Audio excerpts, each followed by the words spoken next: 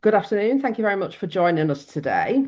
Um, my name's Marie Wadeson, and I am a managing director here at K3 Advisory Group, and I'll be your moderator today. Today's session is a masterclass in translating business growth into long-term value. Before I introduce you to our panelists, I'd like to give you some background to today's session. So back in March, we published the findings of an extensive data-backed research report, which analysed over 134,000 UK businesses to understand what structural growth businesses look like. We segmented the businesses into four different primary archetypes, which describe their overall scale capability based on a wide range of data and behavioural points.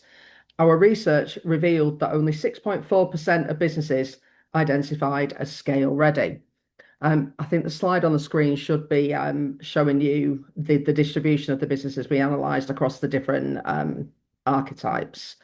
Um, we'll also be considering what differentiates scale-ready businesses from the rest. Productivity is the biggest differentiator. So our research showed that 300 scale-ready businesses had £322,000 worth of revenue per employee versus 48k in structurally fragile firms. Earnings quality matters more than growth rate, with the research showing that 94% of the bottom 20% of firms exhibit weak growth consistency. Cash creates strategic choice, with 75% of scale-ready firms operating in a net cash position. And finally, tax structure and optimization is very much a hidden growth lever. So the research provides an interesting backdrop for today's discussion. It shows that growth alone isn't necessarily the challenge. The real challenge is building a business that can sustain that growth, remain resilient, and ultimately become more valuable over time.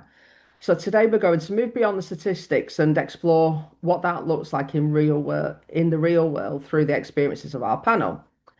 So, without further ado, I would like to be able to introduce you to our panelists today, who all draw from the K3 Advisory Group. First up, I've got Daniel Sladen. He's a managing director at K3 Tax Advisory. Daniel is a tax advisory specialist, specialising in corporate and business tax. He has a background in capital markets and finance, and he advises on financial structuring, international tax, and complex transactions. His clients include business owners, private equity, and shareholders in small to medium-sized corporate groups and family companies. I'm next to welcome Ian Barton, who's a managing director at K3 Deal Advisory.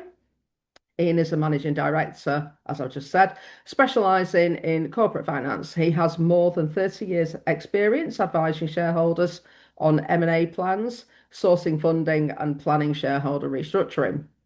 Whether the shareholding objective is investing for growth or planning an exit, Ian supports them through all of the complexities of a transaction to ensure he delivers shareholder value.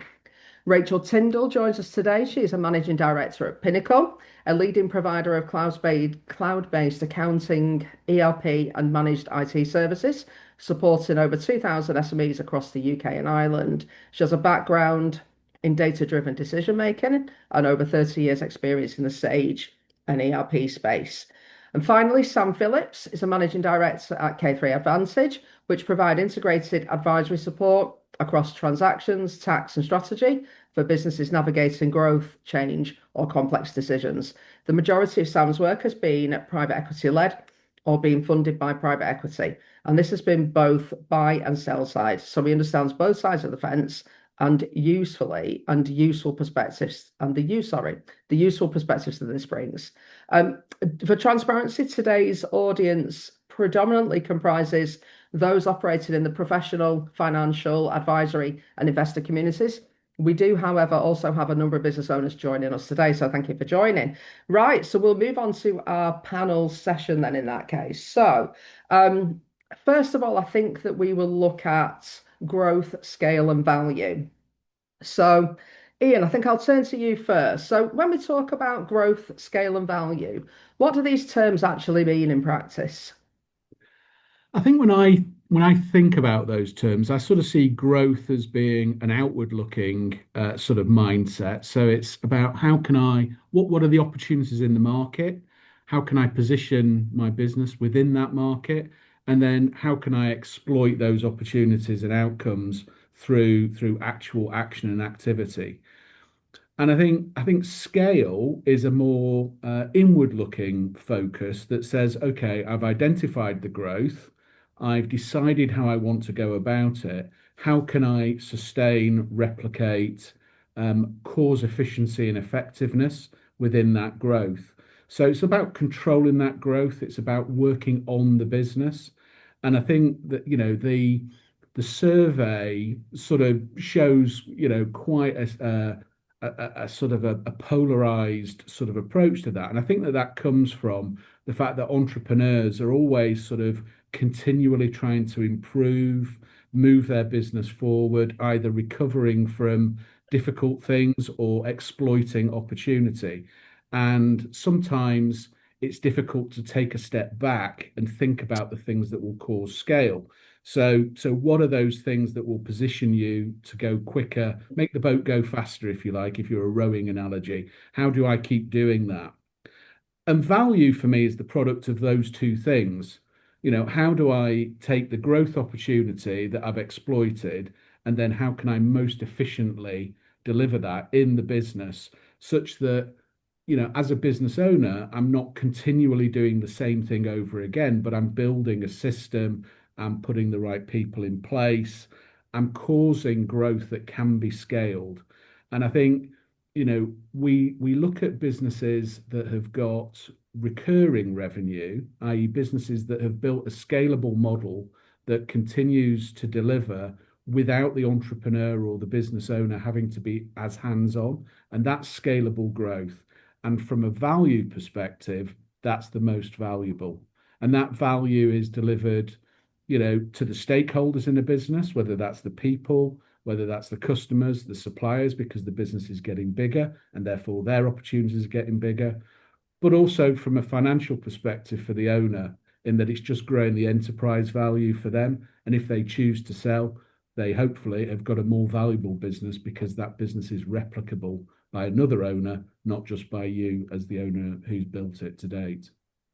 Very good, thank you. And I had to smile when you talked about rowing the boat and making the boat go faster. I think it's something we've talked about many times over It the is. years. It is. It's an Um, analogy I use quite a lot. Indeed, indeed. Sam, coming to you then. So, why do some businesses become more valuable as they grow, whilst others simply just become bigger? So I think you've got to look at what, come back to Ian's sort of comment, what does growth and scale mean? So growth is more than just about sort of more revenue. It's about becoming repeatable. It's about becoming profitable. Whereas scale sort of is where growth stops becoming expensive. And so if you're having to constantly push for every pound of profit, you're growing, you're creating more complexity, you're creating more challenges. Whereas actually, if you can create a business and a model that can sort of row its own boat, so to speak, using that same analogy, then actually you're unlocking a huge amount of efficiency.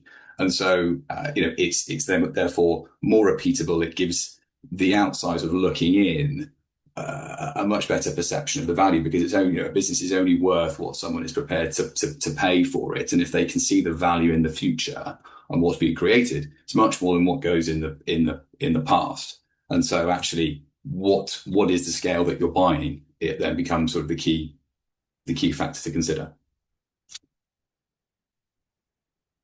Well, you're on mute, Marie. Sorry, right. There's a first time for everything here.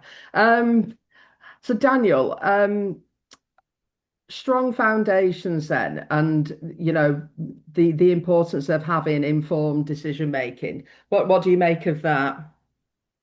I think bringing that back to the idea of value that when we look at tax structuring and tax risk management, the key thing is that a lot of the foundations, a lot of the things that need to be done can create problems, effectively destroy value in ways that are not obvious for a long time. So it's really important that as the business grows, that scaling is about making sure that risks are identified and controlled, sensible advice is taken, so that anything that is kind of gradually building up behind the scenes as a risk, which wouldn't become obvious in the future, is something that management are fully aware of and can make sensible decisions. So, you know, depending on how far we can go with this analogy, I think it's not so much a case of a boat having a massive hole in it, it's more being nearly through on the hull and gradually making things worse until one day you find out you've got a problem. So it's really crucial that as the business gets larger and more complex and needs the right advice to avoid any kind of damage from tax expense, that the management team are fully aware of how to deal with that. So Daniel, you touched on the advisory community for a second there, and obviously today's audience draws from primarily that audience. So, what's the importance of the advisor relationships and sort of, I guess, the point around regular external challenge? Well, I think the key thing is just that the variety of challenges and subject matter that any growing business faces is, large and complex and unpredictable. So it's not ever realistic to expect that management or even any given advisor will be an expert in everything that's needed. So it's just important to really keep under review what's going on, what advice is needed to make sure that it's fully understood and to bring in the right specialists at the right time. Fair enough. Ian, any views on that, or Sam? I think one of the biggest challenge when you are starting a business and building a business is bringing in other voices. And there's a time for that. There's a time where you have to be the leader and make a decision and drive a business forward. And then there is a time when you need to take other advice, bring in other ideas. You see boards that build with non-exec directors and things like that. And it's a real moment for an entrepreneur to sort of accept that they need advice because it's their risk. They've built the business. They've lived and owned every one of those decisions. But that's what scale is. Scale is about how do I take all the good things that I have been doing and do them easier, do them bigger, and allow myself to go on to the next thing. So it's about I can use my ideas because I've left behind a system that works and people that work to make sure that the rest of the business operates without me having to have my hands on it all the time. And I think those are the defining elements of scale. The dependency on the business owner dissipates over time, and having the confidence in those people and those voices that you listen to.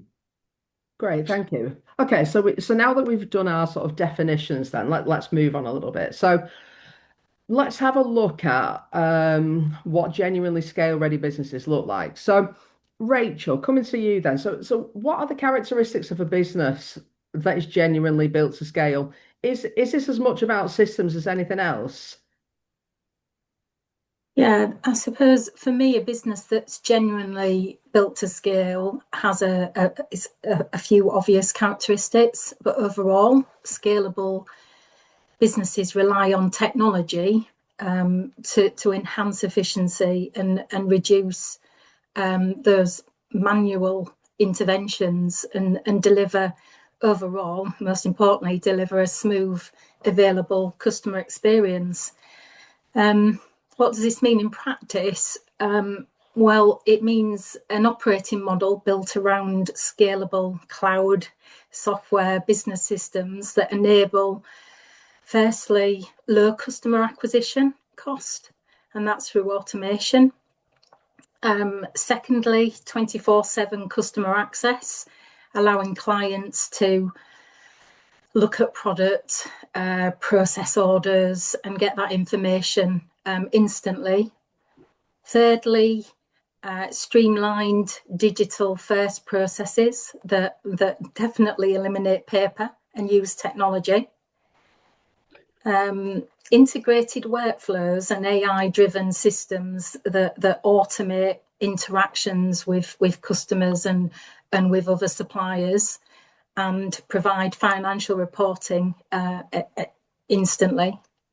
And finally, importantly, I think every business, retention of customers through slick customer experience supported by technology to maximise that customer value. I suppose to specifically on systems and operational readiness to truly build for scale. As a business first needs to have the right foundations in place, and that starts with their systems and processes. At the core, that means implementing software solutions that are inherently scalable, and I think this is a common discussion point at the moment, because typically that is cloud-based, and cloud-based products really are the backbone. Although having technology like this isn't just enough, those systems need to be configured properly by people who understand how to design them for growth. And that means minimizing the need for manual intervention, so reducing dependency on headcount and using automation, workflows, and integrations, which is a key word for any business system, to keep things moving efficiently. Now, many businesses today, they're not operating like this. They're operating very, very differently. So they're still relying on on-premise systems, so legacy software, finance systems, and often multiple spreadsheets, dare I say, that are sat in isolation rather than working together.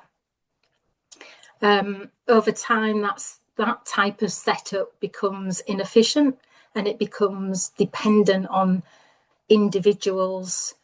It requires manual input, check-in, reconciliation, and reworking data.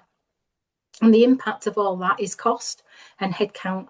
And as your revenue grows and your system falls behind, your costs increase, and therefore the business is less scalable. I think we've all been in working on technology when it becomes a burden, things like upgrades, software upgrades, patches, downtime, dealing with cyber threats, and all of that introduces additional costs, unexpected costs. And when you compare that with the cloud software world, it's very, very different. So these systems are accessed anywhere. There's a browser and an internet connection. They work across time zones, they work across languages, they can connect seamlessly to banks, yep. And therefore getting real-time information and e-commerce platforms straight out of the box. So Rachel, things like... Sorry, you touched on quality of data and management information slightly earlier, and also connected systems. Sam, I wonder if you got a view on all of that. Yeah, I mean, this is something I could talk about all day, so you'll have to stop me a little bit, because it's something that every day I'm dealing with businesses that are looking at how they can improve their understanding of their business, the reporting, the margin, how do they grow. It's something that we've put a lot of time and effort in to develop, sort of Advantage IQ, which is a platform that we use to try and bring all the systems together ultimately. But I suppose it comes back to having a sort of single source of truth. Rachel pointed to businesses looking to embed lots of different systems for different parts of their business, which is great on one hand, that the tools are there, but so often that means that you're pulling in different sources of information for different needs. Different people in the business are therefore having to go and ask other people for views. And as a result, you end up with a misalignment of what is the truth? Where is margin coming from? How am I going to get to the next phase of growth? And so having a very focused and consistent sort of KPI dashboard that you use to run your business with, which is being driven from the various systems that you use that can scale as you grow, is the way that you're then going to be able to forecast into the future with actual insight, rather than just using hindsight from the past, which may have worked then, but actually may not work as well as you're growing. And so what that does ultimately is give you sort of clear visibility of the unit economics of really what's driving revenue and margin, to be able to make those investment decisions. And so I guess for me, data supports scalability, and it creates accountability as well. so that people take responsibility for what they're trying to achieve, and the relevant business heads within a business can actually take that forward. Yeah, fair enough. Ian, so as we were preparing for the session last week, we touched on scalable businesses being able to scale their back office sort of capability at the same time. Do you want to just touch on that briefly? Yeah, I think, it's always easier to cause change earlier than it is later. So I think we talk in the report about are you scaling growth or are you scaling complexity in your business? And it's much harder to go backwards and put in place guardrails to protect yourself and put the right compliance functions in after the event than it is to potentially anticipate those and then build your business in that right direction. I mean, the data and information are the key words for me here because it's about, can you capture the right data, and then can you make the right decisions off that data? So can you anticipate the issues before they arise, and can you exploit the opportunities before your competitors do? And that will often come from managing your data in a way that gives you information and gives you, as an owner or a board, the capacity to challenge yourselves as to whether you're making the right choices or whether a slight tweak here or there will do that. But we see that if you set things up in the right way, you're giving yourself the right bedrock to build off.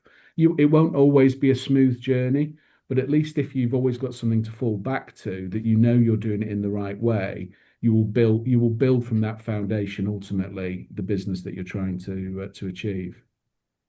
Great, thank you. So we're going to move on now to how we can judge the quality of growth. So, Sam, I think I'm going to come to you for this one. So, what tools, information, and KPIs should businesses use, or business owners even use, to judge whether their growth is healthy? That comes back to, I suppose, just fundamentally is having the right data in place in the first instance, because if you don't have that, then trying to actually monitor and track that becomes very, very difficult. I guess I look at sort of quality of growth is about managing economics and thinking about how much risk are you taking and what impact is that going to have on the future. Because if growth is actually diluting profitability, so if you're looking, we all know our standard metrics around gross margin percentage and EBITDA net profit percentage, and we're looking at the level of working capital that we hold in the business. If actually we can see, yes, we might be growing at a top line, but actually that growth is really impacting on our margin, or it's increasing the working capital requirements of our business. Therefore, we need more cash to continue operating at the same or greater level. Is that actually scale?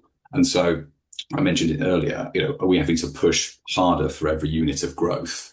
If we're not sort of tracking, if we're a manufacturing business and we're not tracking the level of capex relative to revenue, or capex relative to EBITDA, then are we actually spending that money in the right place? You mentioned revenue per employee. There are some very basic metrics, even if there aren't the systems in place to track price versus volume, that can give you some very high level indicators around the trajectory of the business. So, touch on profitability, efficiency, there's that predictability, and how can you see the level of recurring revenue within your business? If you can create more certainty, that in turn creates more value.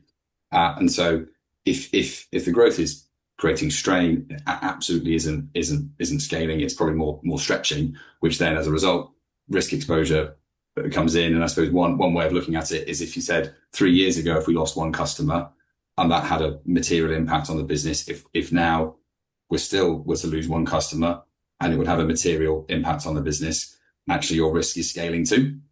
And so it's having those points to just really have as your sort of red flags to keep track of the sustainability of the scale of the business. Okay, so I guess there's a point in here around data giving you the ability to pivot decisively when circumstances change.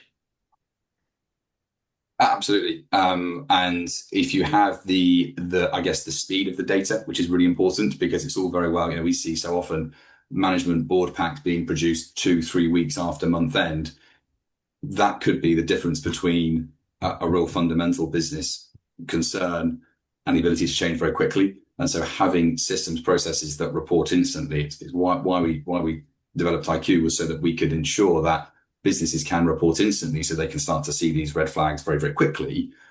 Because as they're growing and as they're getting bigger and scaling, Ian mentioned this earlier, it's harder to change. It's harder to change direction as over a certain size. Whereas if you get those processes in sooner, you can react quicker. Okay. So Sam, you mentioned IQ. Just give us a couple of high level bullet points on that. Well, cool. I won't sort of burden everyone too much, but think of it as a layer that sits over all of your systems that you've got, whether it's financial, operational, HR, ERP, that reports in a consistent, unified format, so that in essence they all talk to each other. Yes, they can plug into an accounting system in isolation in a basic format, but the whole concept of the system is that it brings it all together. So you've got one place, one single source of truth that updates instantly, so that all the systems talk to each other. Very good. Okay. So we'll circle back to the audience afterwards with some information about that. Yeah. Ian, just going back to that point on the ability to pivot decisively when circumstances change. Any thoughts on that? Yeah, I think that there's two things really. One is resilience to shocks in your business. So, information, data, constant monitoring allows you to see that shock because growth is never smooth. And sometimes it won't go as planned, and you'll have to pivot, as you've said.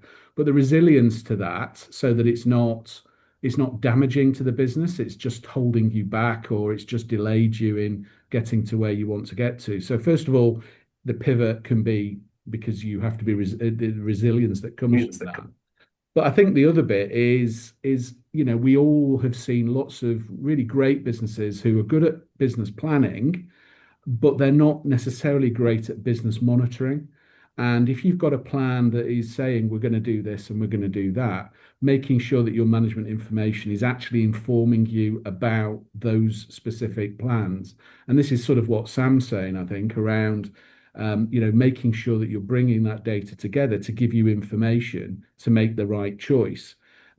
Because otherwise you can cause growth, but if you've got growth without the efficiency of growth, then all you're doing is building complexity faster than you're building value. And that's then a real challenge because, like the fairy lights at Christmas, if you're trying to untangle everything once it's got really complex, it takes a lot longer than if you'd wound them all up in a nice ball to start with the previous year. And so for me, the pivot, the pivot is about how you monitor that pivot as well. And was that the right pivot, or should you pivot again? And if we are pivoted and it's worked, how do I now go faster and push harder in terms of going down that route because we've found a way of doing this? That's what management information can give you. Brilliant, thank you.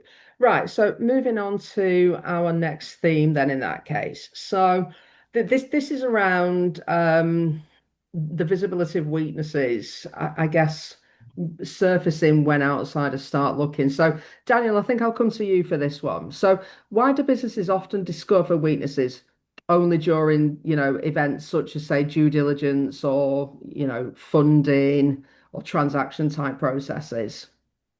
Yeah, I mean, talking about it through a tax lens, although I think a similar principle applies for other areas as well. The key thing to think about is that we tend to think about tax risk as things that happen when HMRC take a look at a business and say, you owe us some more tax. Because of relatively limited resources at HMRC and other factors, we don't have a year-by-year tax audit process. So there's plenty of things that can be wrong, that can be exposures which go entirely unnoticed for a long time. Now, when it then comes to due diligence on a sale, then DD advisors are looking at everything systematically in detail, which means any weakness, any risk really should be picked up at that point. So not only can that be risks that the selling business is not aware of, but they can also be many years worth. I mean, in the worst cases where things haven't been disclosed to HMRC, the inquiry window could be 20 years long. So obviously there's scope for some very large adjustments indeed. So the key thing to think about with this really is that your biggest risk in a sense is not HMRC. It's a risk averse buyer with a conservative advisor who's good at spotting weaknesses. So you can go from feeling everything is basically fine to having a long list of issues quite quickly in the course of that process, which is why it's so important to be thinking about it as the years go by ahead of a sale rather than just at the time or a few months before. Very good. Okay, so is there a role for AI here? So obviously it's hugely topical right now. AI is everywhere, and I was at a legal conference last week. AI was, the key topic there. Thoughts on AI as a sort of a useful source of information? Sam, Ian, Daniel, Rachel, all of you, in fact. I guess you've all I, thi- got a I think view on it. I would say it is and can be. It can also be a tool that is not right and creates hallucinations. And we used it just as an anecdote, and we put something in, and it came up with a stat, and we said, well, what's the source for that stat? And it came up with something, and we said, no, but what is the specific source? And it actually came back and said, I'm going to level with you. I've made that up. And I think that's the risk, that you see it as being this source of information that must be right. Um, but you must challenge it. You must challenge it. Don't, use your trusted advisors, use the people that, the voices in your business that you've brought in to help you grow it. Because actually, for me, it's an algorithm. It's information that's produced through through its own use. It is not necessarily a thought-provoking tool as it stands, and actually it needs challenge. And if you use it in the right way, it can be a very efficient use of sourcing information. But I often regard it as being, it will get you to 80% of the answer, but you still need the human element to overlay that 20% to test it, provide rigor, and actually think about alternatives or question it. So take care, I think, with it. And just because it's telling you an answer, don't necessarily believe that that's the only answer that it could be. Sam, how about you? Any views? Yeah, I think I would sort of add to that and look at it in the same way as if you've got your board, you've got your sort of trusted or your team of employees, and you're asking them questions. They've got their inward looking view. They're probably a little bit more emotive. Haven't quite seen it from the outside looking in, so sort of trying to sort of bring it back to the original question. You can sort of actually see that in AI as well. So you sort of see AI as it's probably going to reason with you, want to get you on board, get you comfortable that the AI knows the answer, is going to sort of say what you want. But then you need to go out of that and sense check it, which is sort of the same as an advisor who isn't sort of in the business, but is coming in and looking quite independently, hasn't got the same emotion attached, and therefore might not give a sort of biased view. So it's sort of an odd sort of comparables there in terms of how I would look at it. Because actually what feels normal from the inside, you might be talking to AI and having a good sort of conversation and getting some really sort of helpful responses. But actually from the outside, that's actually a little bit fragile and not as robust in terms of how to get the next answer, or if you're talking about the next sort of version of growth, you might then get a sort of more robust response from an advisor who's less sort of invested or less emotionally sort of attached to it, or perhaps saying what you want to hear. And don't forget, a lot of founders are subject matter experts, fantastic at their field. Being a sort of growing and scaling a business is a very sort of different sort of role, and it's about growing and developing into that role, and taking on board sort of advice and recommendations from sort of people who've done that before. Any views from you, Rachel, before we move on the role of Yeah. AI? Yeah, well, you find AI is automatically included in business systems now, in cloud systems. In my experience, using that AI in your your cloud system and your finance system, it's only as good as the data it's looking at. So if the data is incorrect, the answer is incorrect. And you're not going to get away from that, however powerful the AI tool is. It's most commonly used in systems at the moment as an automation tool. So it's to repeat those steps that typically will take a lot of time from a person, from a user in that software. And that's, at the moment, that's the benefit of AI. It automates, it moves the process quicker. But again, it's only as good as the data it's looking at. Fair enough. So I guess what I'm taking from this part of the session then is that important decisions should be scrutinised carefully and probably validated with a trusted advisor, and also that unresolved issues can compound as businesses scale. That's what I'm taking. So moving on then. So I think, Sam, I'm going to come to you for this one. So we're going to look at now how businesses maintain control. So how is it that businesses maintain control as they scale, Sam? So I would say don't do what you might think you do and hold on sort of tighter, because if you sort of hold on tighter, you're sort of then going, what can this business run without you? You as the founder sort of holding everything together. It's really around sort of for me having clear sort of visibility. You know what's happening, absolutely. Consistency, and so if you sort of develop clear processes, then regardless of whether you are involved or not, things are going to happen in the same way. And that might not always mean the way that you want them to be, but having a discussion and delivering that message in terms of the right process, so that then it becomes predictable. You can rely on sort of the outcomes that are going to be sort of going to happen from that. And then naturally there's accountability, because there's clear sort of roles and expectations of the team. And what that means is that as a founder and transitioning to sort of CEO as the business is scaling, is that you are really delivering a clear vision around the strategy, so that the business can therefore implement the processes that you've set up. And that means that you've still got control, you've still got visibility, as I mentioned earlier, but you're not sort of grabbing onto it and trying to hold onto it. You're letting it sort of run in the direction that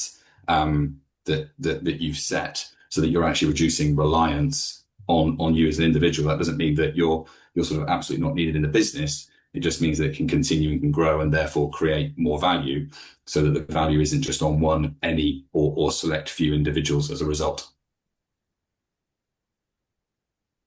Very good, thank you.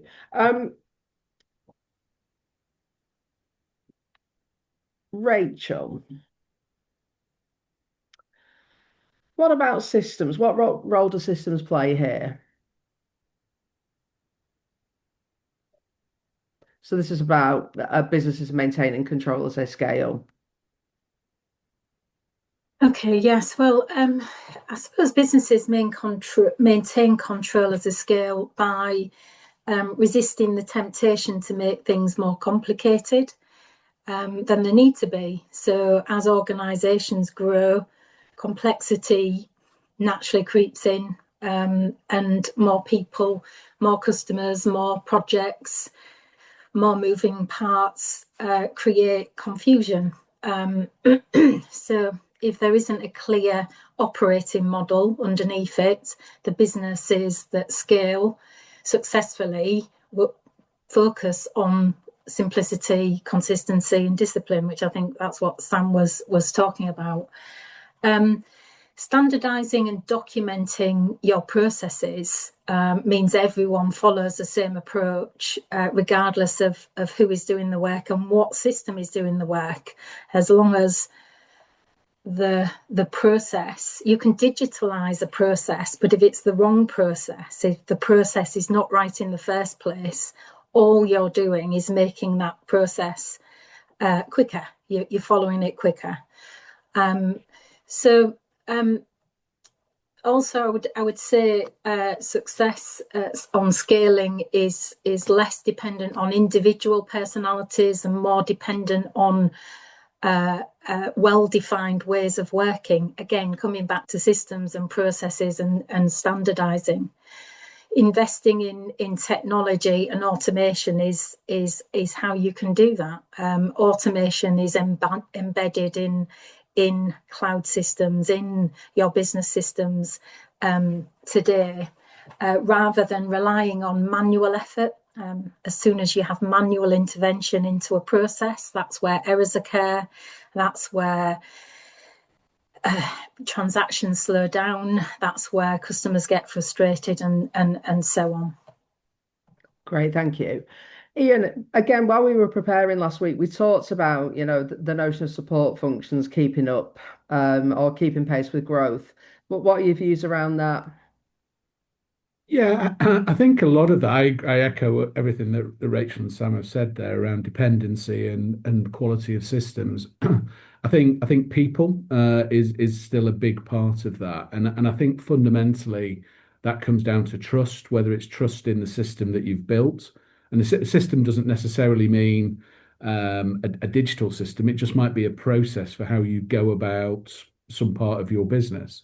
So putting the trust in the people who are running that system or are building that system, or are going to implement it, are going to monitor it, who are going to feed back the results of those actions so that you can make better decisions the next time.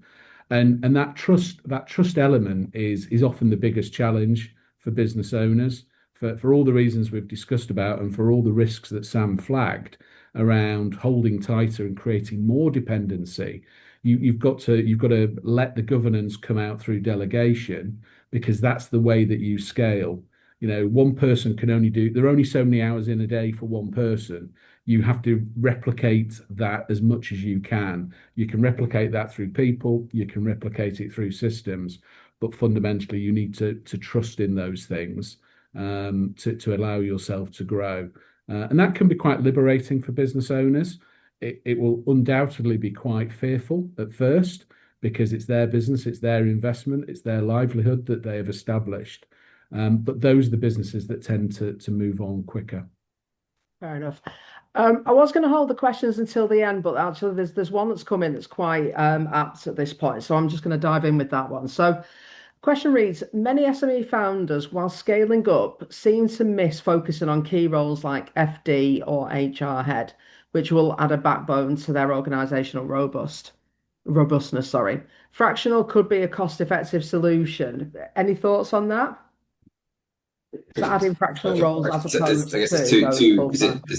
the sort of two parts to the question, I guess, is sort of not or missing those roles early on in the sort of early stages of a business, and then as you're scaling, is fractional potentially a route?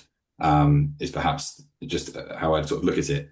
First question is totally sympathise with putting an FD or HR role sort of further back, because focus is always in growing top line, winning work, trying to deliver that work.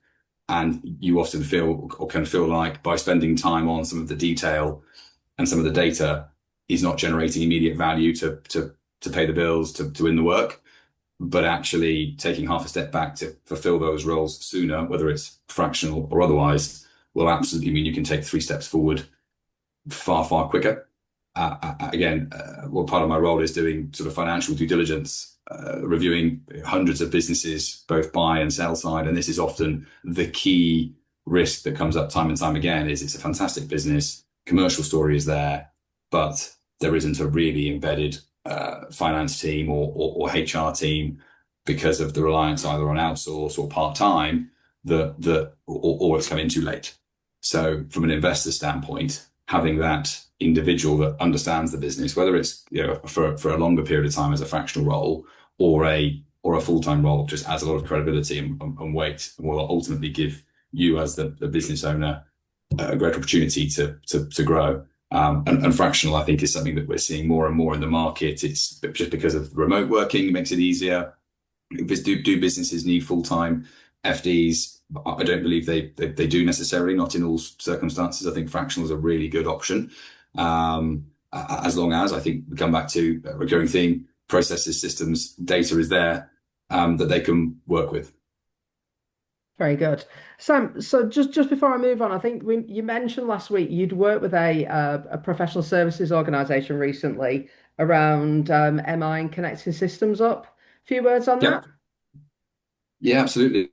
I mean, just for the benefit of those on the webinar as well, I was previously a partner of a national accountancy firm, so I understand some of the dynamics of that. But this was a professional services business that was transitioning from office-based P&Ls. This is all about scalability. So moving from office-based P&Ls to service line P&Ls. Naturally, as a partnership, that creates as a culture. It's a way of growing because it's sort of people relationship driven. They were trying to reduce the reliance on any one individual by saying we operate these services as a brand, as a business, and this is how we need to go to market. In order to do that, there needed to be a sort of restructure of the systems, and as a result, thinking around WIP, recovery of WIP, and therefore how we translate that into revenue and into debtors and cash collection.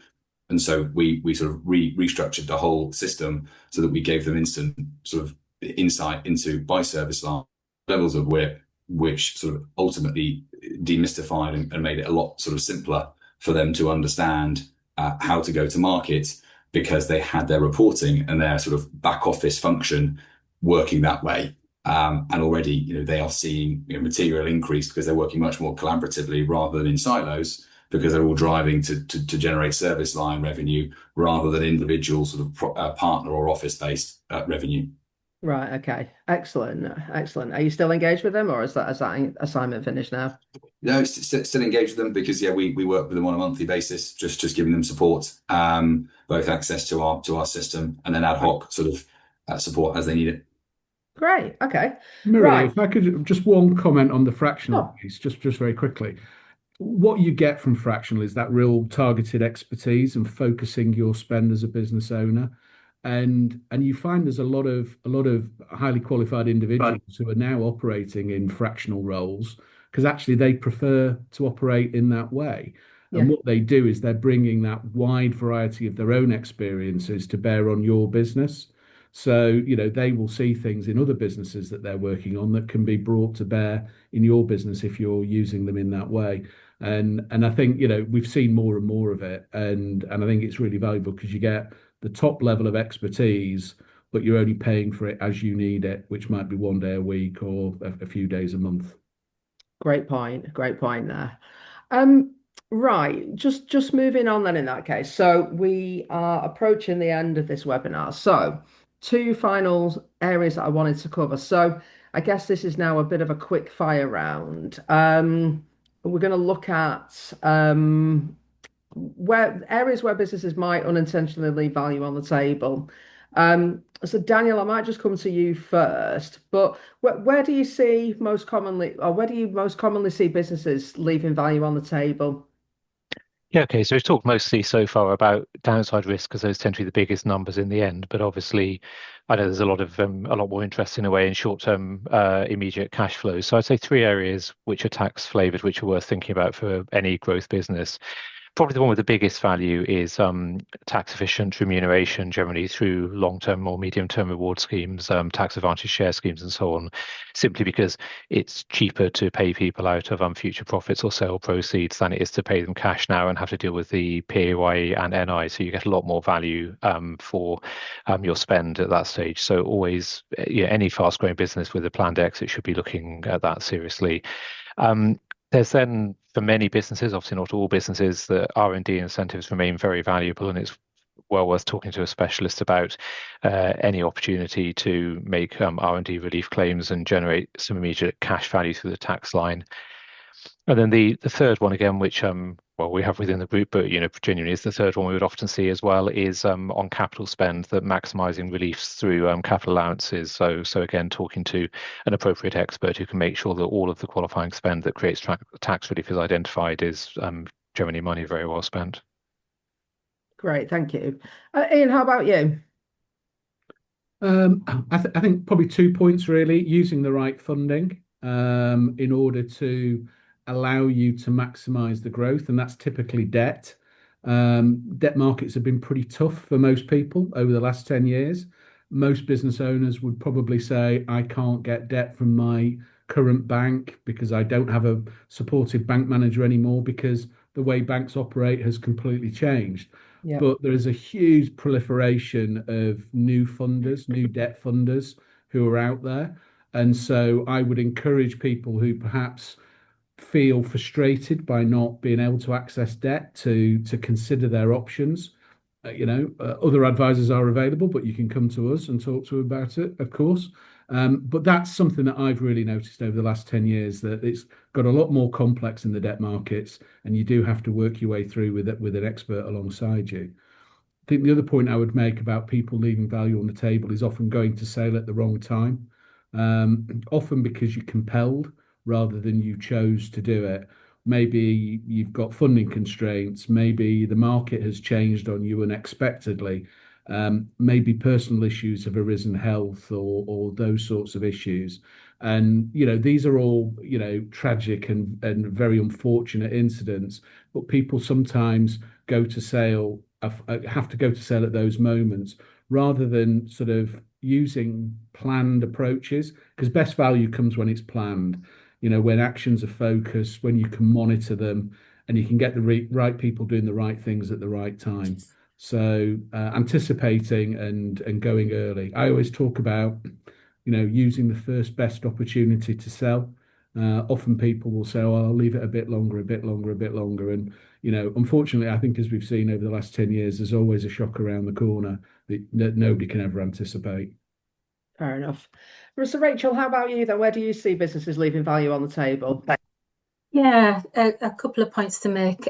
First of all, through underutilization of technology and business systems, many companies invest in ERP systems, finance systems, CRM, and they implement it and they finish. They get on with the day job as they say, and they only use a fractional amount of the functionality, so they don't get out of that system what potentially could improve the business. And the second is the major opportunity which lies in the data that they have. I think Sam's already mentioned about looking at the data and getting the data out of the system. So businesses sit there with customer information, invoice margins, profitability, and it's just sat. It's not used. It's not looked at. It's not pulled out of their systems that potentially could give them insight into expansion and more profitability, more value. Very good. And Sam, how about you then? I think for me, I'll keep it simple. In the essence of time is speed. And if you can get answers quickly to questions, then you're going to be able to make better decisions. You're going to work out which direction to take if you're going through a transaction. I've seen it time and time again where you take too long to respond to buyer requests and they've moved on, or they perceive that as something's not right, something's up, and you're immediately leaving value. If you can go back quickly, it breeds confidence and therefore creates more value. Very good. Right. We are now in the very, very final stretches here. So I guess this is sort of a bit of a wrap up and final pieces of advice here. So turning growth into long-term value. And this is to all panelists. So if you're advising a founder whose business is growing quickly today, what would you advise them to do now to maximize value over the next 2 to 3 years? I think, Daniel, I'm going to come to you first and then we'll go around the table. Okay, simple answer. I think ask your tax advisor which things will cost me the most money in 2 or 3 years' time if I don't deal with them now, and then take action based on that advice. Great stuff. Thank you. Ian? I think take time to review why you have grown. What of that growth was opportunistic? What did you anticipate? What can you repeat? What could you do that would have made you go faster? So, what can I put in place now that will help me scale? So that because if you can show growth that repeats and is long term, that builds value more than anything, and that only really comes from scalability. Great. So thank you. Rachel? Yes, turning growth into long-term value. Disconnect cost, particular people and system costs from revenue wherever you can. Too many businesses scale and they add people and they add systems, and that creates complexity. So disconnect the cost from the revenue. So grow the revenue and keep the cost at a minimum. Thank you. And then Sam, just to you. So I think it's my favorite word, which is prepare, naturally. But I think it's don't just grow, just don't try and grow fast. I think really think about building a business that can work without you, but that is, and Ian sort of touched on it, that is built for scale. Don't just grow for growth's sake. Don't just try and grow really fast. Think about it. And if you do that, then it will scale and it will work without you, which as a result creates more value. Great. Okay. Very final question, which has come in from a member of the audience today. So, again, Sam, I might just put this one to you to begin with. So, the question reads, is selling to private equity a good idea from the perspective of a seller? So a seller can mean lots of different things, but from my experience working with predominantly with private equity, I've seen it as a force for good and a force to create a lot of value, and value that a lot of business owners don't often see.